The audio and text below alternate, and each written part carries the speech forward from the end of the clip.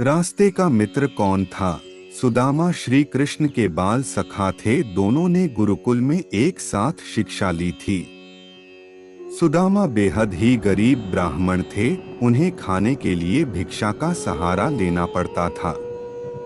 क्योंकि वह सच्चे ब्राह्मण थे, इसलिए वह केवल 5 घरों से ही दिन भर में भिक्षा मांगा करते थे। जितना मिलता उसी में अपना और परिवार का भरण पोषण किया करते थे। भिक्षा से उनका और परिवार का पेट ठीक प्रकार से नहीं भर पाता था। इसी भिक्षा से अतिथि सत्कार भी हुआ करता था। सुदामा की पत्नी को यह ज्ञात था कि श्री कृष्ण द्वारिका के महाराजा हैं। वह सुदामा के बाल सखा हैं। उनके ऐश्वर्य और वैभव की ख्याति दूर दूर तक फैली हुई थी। अगर सुदामा अपने सखा से सहायता मांगेंगे तो वह ना नहीं कहेंगे। ऐसा विचार करते हुए उन्होंने काफी प्रयत्न के बाद सुदामा को द्वारिका जाने के लिए मना लिया।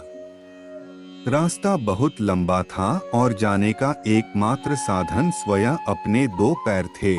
सुदामा अपने मित्र से मिलने संकोच और लज्जा के साथ द्वारिका की ओर निकल गए। काफी दूर चलने के बाद उन्हें रास्ते में मुरारी से भेंट हुई। उसके पास एक बैलगाड़ी थी जिस पर व्यापार के लिए खूब सारा माल लगा हुआ था। मुरारी ने सुदामा को अपने साथ द्वारिका चलने के लिए मना लिया। दोनों बैलगाड़ी पर सवार होकर चलने लगे।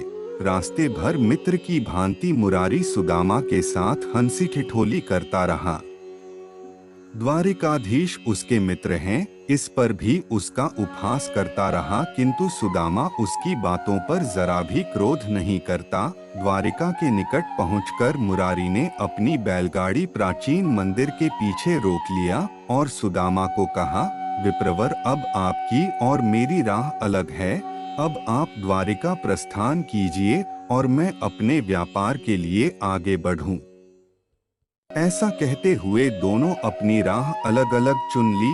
सुदामा कुछ दूर गया ही होगा कि वह धन्यवाद और उससे कहाँ रहता है जानने के लिए मंदिर के पीछे आया, किंतु वहाँ कोई नहीं था और ना ही बैलगाड़ी या उसका कोई नामो निशान। सुदामा आश्चर्यचकित और स्तब्ध रहा। उसके समझ में कुछ नहीं आ रहा था।